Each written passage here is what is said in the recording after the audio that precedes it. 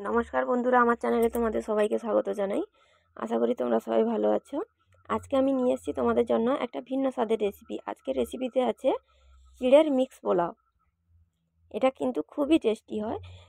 যেহেতু বাচ্চারা এমনি চিড়ে খেতে খুবই অপছন্দ করে, তাই তাদেরকে যদি এভাবে একটা রেসিপি বানিয়ে দেওয়া যায় তাহলে খুব সহজেই তারা খেয়ে নিতে পারে।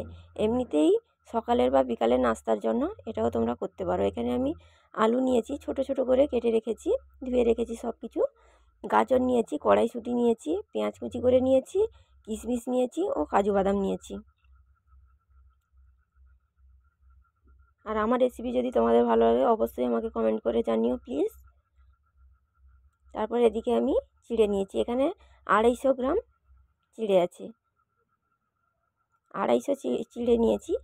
এটা কিন্তু আমি বেশিক্ষণ ধুয়ে রাখবো না। এখানে প্রথমে আমি কড়াইতে তেল দিয়েছি, কড়াইটা আমি গরম করে নিয়েছি।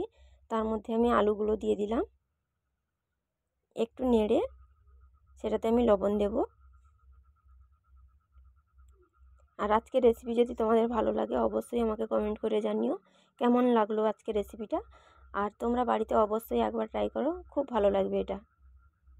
এটা তোমরা এমনি সকালের বা বিকালের নাস্তা হিসেবে খেতে পারো। আর বাচ্চাদের তো এটা খুবই ভালো লাগে।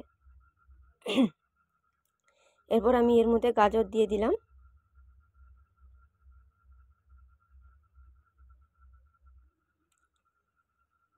এর মধ্যে আমি হলুদ দিব আর একটু লবণ দেব। এগুলো তোমাদের পরিমাণ মতো তোমরা দিও। আমি এখানে আমার পরিমাণ মতো দিয়েছি।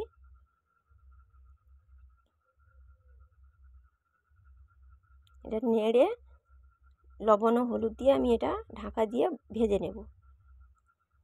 যেভাবে এমনি আলু ভাজা হয় সেই আলু ভাজার মতো এটা আমি ভেজে নেব। এবার পেঁয়াজটা দিয়ে দিলাম, পেঁয়াজটাও একটু বড় বড় করে কাটতে হবে।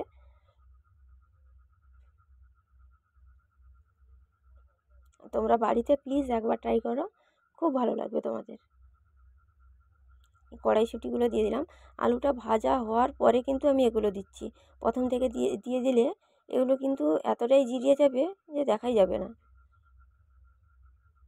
এই আলু আর গাজরটা পুরো ভাজা হয়ে গেছে। তারপরে আমি পেঁয়াজ আর কড়াইশুঁটিটা দিলাম। এটা একটু আমি ভালোভাবে নেড়ে নেব, দিয়ে আবারও ঢাকা দিয়ে দেবো এটা। এরপর কড়াইতে আমি তেল গরম করে নিচ্ছি। এরপর কাজু বাদাম আর কিশমিশ হালকাভাবে ভেজে নিলাম। এখানে আমি 2টো ডিম নিয়েছি, তোমরা চাইলে বেশিও দিতে পারো, আবার একটাও দিতে পারো, এটা তোমাদের ইচ্ছে মতো দেবে। ডিমের আমি ভুজিয়া বানিয়ে নিচ্ছি। অল্প লবণ দিয়েছি আমি এর মধ্যে।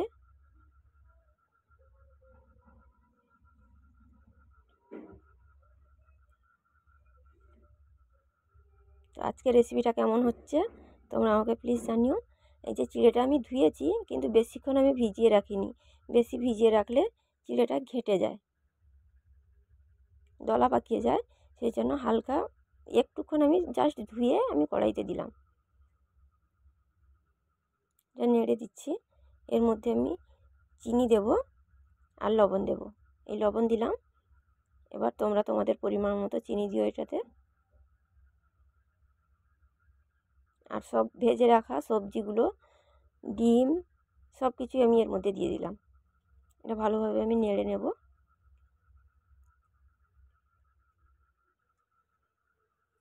আর এটা কিন্তু খুবই টেস্টি হয় খেতে। তোমরা প্লিজ বাড়িতে একবার ট্রাই করো। আর এটা আমার বাড়িতে নিজের হাতে তৈরি করা ঘি, সেটা আমি দিয়ে দিচ্ছি। ঘিটা যেহেতু এটা শীতকাল সেই জন্য ঘিটা বসে গেছে, শক্ত হয়ে গেছে, ঘি দিয়ে দিচ্ছি।